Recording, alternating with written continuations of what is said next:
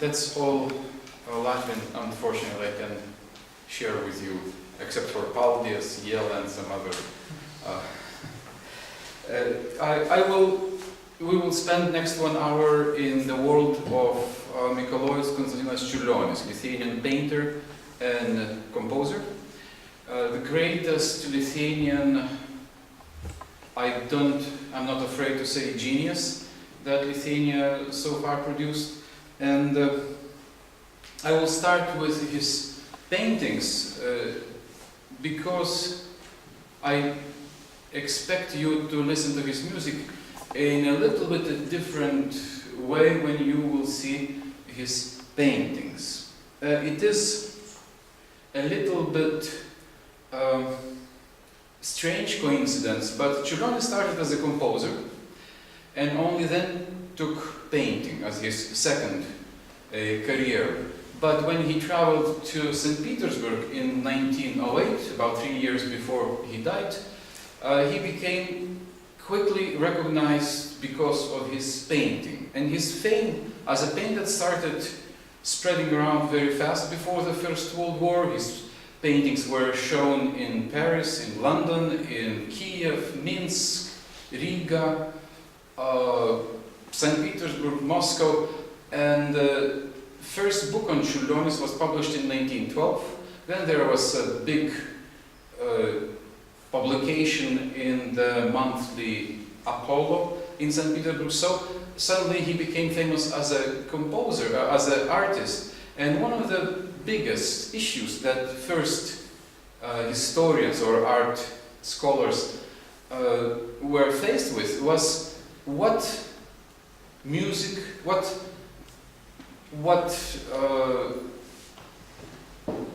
part music plays in the art of Čurļonis.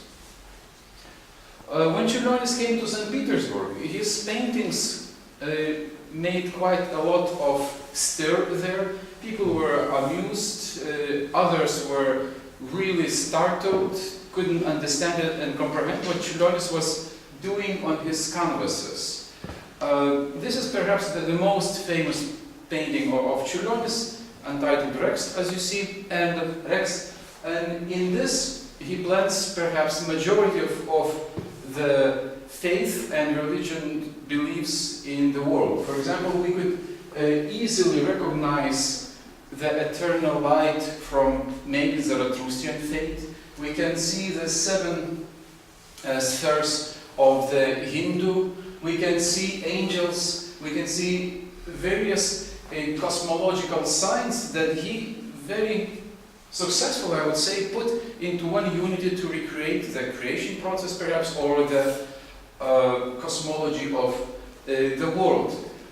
Other paintings of the period also show that Čurļonis was always and constantly burdened with a science of fate, with a science that allow us to touch the eternity, to touch the higher powers of the world, as we see here. And the coastal line very much reminds the Baltic Sea, with Neman and also, what's the river in Riga? Daugava. Thank you. So, as you can see, there is an ainavas in Daugava, and there's the Baltic Sea, and then the altar, and it's almost like a brotherhood of the Baltic tribes. In the next painting, I just wanted to show that in Čurļonis' world of painting, there is always a sense of fairy tale. And for example, here you see this a little bit folkish fairy tale with a big castle on top of the mountain. For if you would pay attention to that mountain and the big castle, you can also recognize that this is something like a big bird, perhaps, sitting from behind with the crown on his head. Or maybe it's a princess looking, staring into the horizon, or something else. So this putting together natural landscape and with some human features or some other features is one of the main characteristics of Čurļonis world. And this journey of the princess, when you go through progression, you see that the bird as a sign that always is there. And you also can see that the perspective from the far above the land is also very common in Čurļonis paintings. And the third of the triptych shows what we saw in the first, like a recapitulation, we would call in the musical terms, where we have the crown, we have the bird, we have everything in the unison. Maybe this is what is going on the top of that mountain. So this raising up questions and returning to the same motives was very essential for Čurļonis in his late paintings. When I say late paintings, I mean about 1907 to 1909. His early paintings were 1903 to 1905, and his middle period is 1905 to 1906. So we are dealing here with a person who was only active in painting for about 6 years, and about 5 more years in music. So his whole creative career lasted about 10-11 years. Now, some other paintings represent the same already stylistic features that I already pointed out to you about the perspective, about the creation of the world, about the altar type of staircases where we have to come perhaps up in our devotional spiritual journey. Sometimes his paintings become much more much less wide and much more intimate. For example, the fairy tale of the kings, and always when they become so intimate, you see some sort of projections of Lithuania in them. These two fairy tale kings hold in their lap something that is really reminiscent of Lithuanian, small Lithuanian village, and it's a little bit like an anthem to small little Lithuania too, which is much more profound in his prelude, The Night. Here, first time you see the musical term in his title of the painting, Prelude, The Night. And this is like a vision of the future of Lithuania, painted in 1908, 1909, where you see this Lithuanian knight, Vytis, which we have on our euro, 1 and 2 euros monets from 1st of January, jumping into the future, perhaps into the brighter state of Lithuanian state. But people were much more puzzled by other side of Čurļonis paintings. The Čurļonis paintings that actually held musical titles and were somehow related to music. And for a long time, people were searching for fugues in Čurļonis' musical career, which would correspond with this fugue. And they would try to find what manuscript of Čurļonis' music would sound like this. Whereas Čurļonis, it seems, never tried to write music on his paintings or paint on his music. He clearly envisioned one or the other, perhaps stemming from the same source of inspiration, but going totally independent and very original and self-contained ways. So, as musicians, we can clearly see that the fugue has a theme, that it can be in inversion, that we have some other voice playing something else against the theme, and then for example, we see that the texture or the layers are not continuous, but like voices of the fugue. They put together a nice texture, but then they are in layers. Like here we have perspective, not continuous perspective, but perspective made up of layers, like voices in fugue, perhaps six voices fugue. And even more musical were Čurļonis sonatas. And again, people were for quite a while searching in his music for the signs of sonatas which would correspond to these painted sonatas. Now, sonatas in Čurļonis come in cycles, usually 3 or 4, but some of them are in 2 movements. This is the first sonata that Čurļonis painted, and again, as musicians, we can see that there is at the top we have an exposition, we have 2 themes, we have a bird that gives motion to development, then we have section of development, where we have certain components of the themes reintroduced in various shapes and motivic development things. And then at the end we have huge recapitulation with big climax. Čurļonis in his symphonic poems also preferred extended recapitulations and biggest climax coming somewhere in the recapitulation section. So here we see the sonata allegro in painting. But without knowing anything about music, we can look at this as normal canvas, which stands on its own as a visual entity. Second movement in Čurļonis sonatas is usually andante, where we see something in a zoomed-in way. So if it's a sonata of the sun, we see the surface of the sun with the black marks of the sun, which we, as a human beings, found it much later than Čurļonis knew already in his painting. Then the scherzo movement usually is a joyous and fresh and happy one. And the finale movement in Čurļonis usually has recapitulation of all the themes that we saw in the previous sections, and has some musical connotation, for example, a bell or some other. Other sonatas, if you will look quickly also, that's the full 4-movement sonata of the sun. If we look at the other sonatas by Čurļonis, this is, for example, Sonata of the Spring. Again, we see very stable introductory, 2 themes, the tree and the patch of snow. Then we have big section of development, where we see lots of movement, lots of wind and everything else the motif development. And then we have very nice, clear recapitulation section.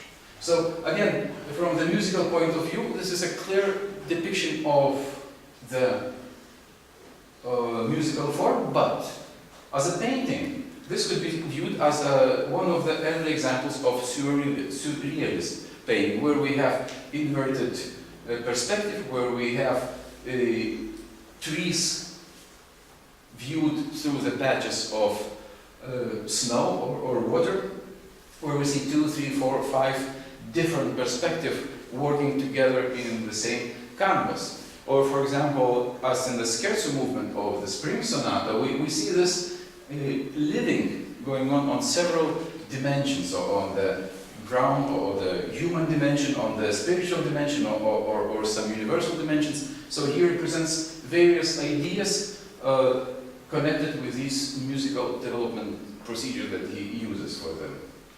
Later sonatas become more complicated and more entwined with various ideas and signs, but again you can look at them from the side of musical development, but as well as you can look at it as a purely pictorial depictions, fantasies.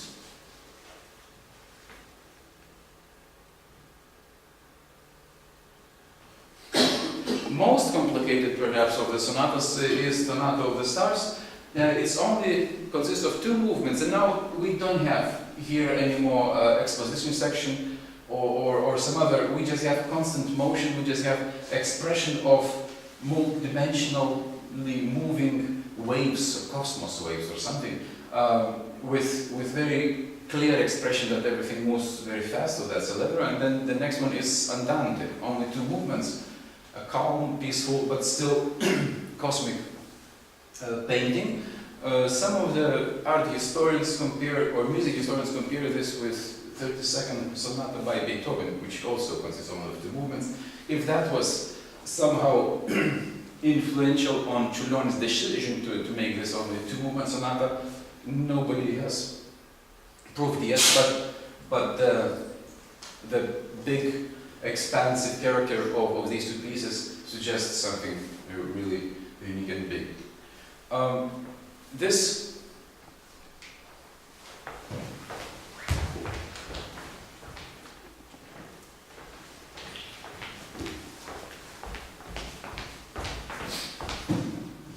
is all what Čurļonis was recognized first by. Then it followed about 30 or 40 years of almost full ignorance toward the art of Čurļonis, and only after the Second World War, after 1950s, slowly Čurļonis' fame and recognition started coming back up, and then much more influential became also his music. It's sad but true. Majority of Čurļonis' piano compositions, for example, were first published in 1957-59, which is about 50 years after his death. And unfortunately, this really genius as a composer could not be listened to, viewed, or recognized, or had his influence over other composers during the time when his music was really actual and really contemporary. But then, since 1960s, we know that we have Čurļonis competition, we have quite a lot of motion with Čurļonis music, and when he starts as an artist in 1903, 1904, already we can see that music plays part in his art. One of the very first surviving paintings of Čurļonis, entitled Rustle of the Forest, already shows that there is music virtually in everything, perhaps, and especially in the forest. Čurļonis comes from the Lithuanian countryside, which was all very foresty, and forest was very important, significant source of inspiration for him.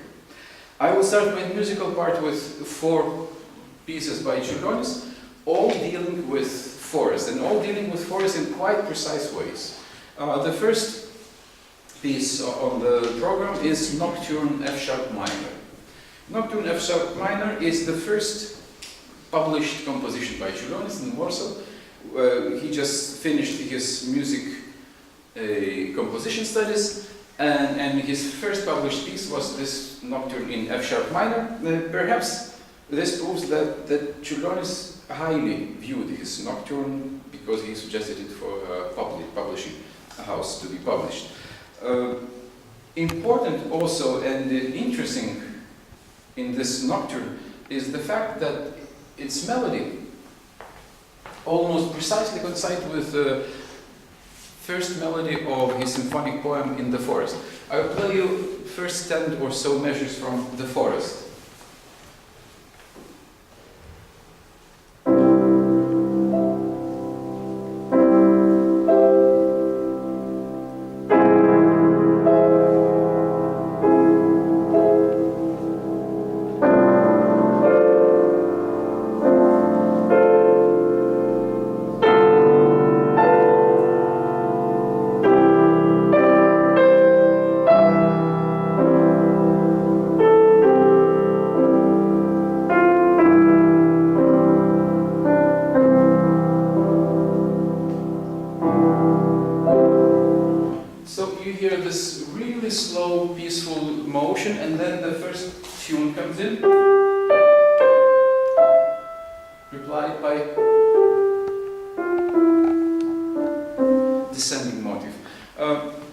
Čurļonis writes to his friend from Leipzig a year later that in Warsaw they will perform my Forest. You know that piece very well. We played it together. It starts with a peaceful breathing of Druskininkai pine forest, which draws us to very particular forest, to very particular state of that forest, and to the notion that Čurļonis looked at the forest not as something that you just enjoy, but much more like something that you can worship, where you can be surrounded by some mystical, perhaps, and some very spiritual, in a sense, of things.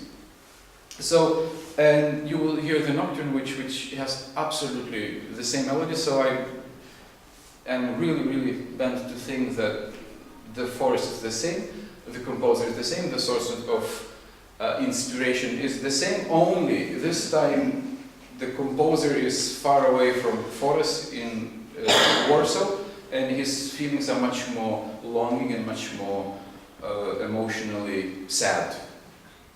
The second piece is pastoral, and pastoral already says that it's about the greeneries. And then the third piece, the prelude Angelus Dominus, is also has very concrete source of inspiration. There's a little chapel which constantly invited prayers to pray with this little dingling of the little bell that rang over the fields, and then people would come to worship in that church. And when we listen to Čurļonis string quartet, which starts like this,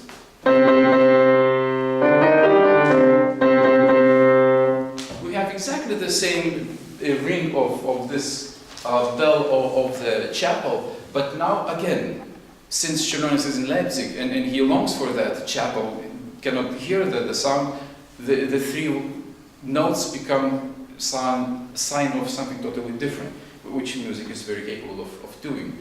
And the fourth piece that you will hear, it will be impromptu, also with the inspiration from Druskininkai Forest. So first on the concert program is Nocturne, Pastoral,